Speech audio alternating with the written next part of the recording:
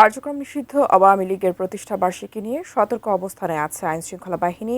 রাজধানীর বাড্ডা এলাকা থেকে এ বিষয়ে জানাতে সরাসরি যুক্ত হচ্ছেন সহকর্মী শেখর আজাদ। আর শেখর, বাড্ডা এলাকায় আইনশৃঙ্খলা বাহিনীর তৎপরতা কেমন দেখছেন? লক্ষ্য করেছি যে একেবারে খুব স্বাভাবিক আসলে দিন, কোনো ধরনের কোনো জায়গায় কোনো বিশৃঙ্খলা বা কোনো এরকম কার্যক্রম নিষিদ্ধ আওয়ামী লীগের মিছিলের কোনো চিত্রও আমি দেখিনি, আবার হচ্ছে কোনো ধরনের কোনো বিশৃঙ্খলাও আমি দেখিনি। আমি হচ্ছে এই মুহূর্তে মেরুল বাড্ডার যে একদম শেষ মাথায়, অর্থাৎ একেবারে হচ্ছে নতুন বাজারের ঠিক কাছাকাছি অবস্থান করছি।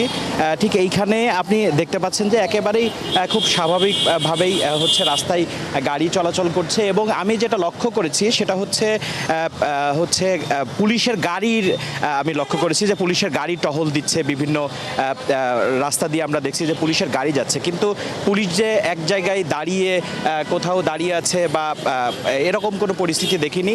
তবে যেই চেকপোস্টগুলো আছে, যে কার্যক্রম নিষিদ্ধ আওয়ামী লীগের এই আজকে প্রতিষ্ঠা বার্ষিকী উপলক্ষে যে একটা সম্ভাব্য নাশকতা থেকে যেই পুলিশের পক্ষ থেকে যেই উদ্যোগগুলো নেওয়া হয়েছে, তার মধ্যে কৌশলগত ঢাকার শহরে, রাজধানী ঢাকার প্রায় 200টি জায়গায় চেকপোস্ট বসানো হয়েছে। যেই চেকপোস্টগুলোতে হচ্ছে যাদের হচ্ছে চেকপোস্টে পুলিশ হচ্ছে চেক করছে, যে হচ্ছে চেকপোস্টের কার্যক্রমটা বৃদ্ধি পেয়েছে, এটা আমি লক্ষ্য করেছি।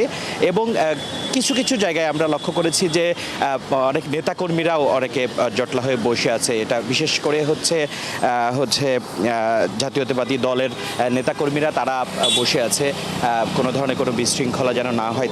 তাদের যে একজনের সাথে আমরা কথাও বলেছি, তারা বলছে যে যদি কোনো ধরনের কোনো বিশৃঙ্খলা যেন না হয়, এই জন্য আমরা হচ্ছে বসে আছি।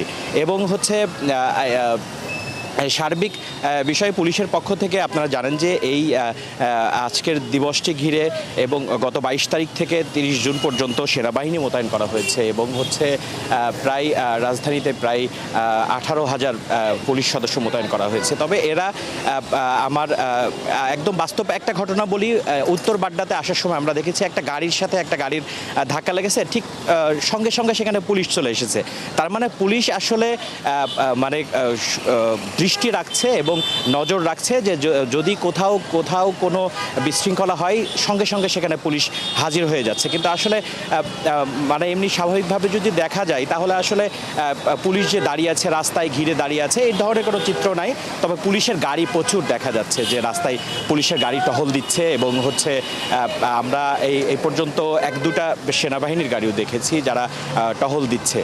তো এই তার মানে একদম স্বাভাবিক দিনের মতোই আমরা আজকে দেখছি, কোনো ধরনের কোনো বিশৃঙ্খলা নেই।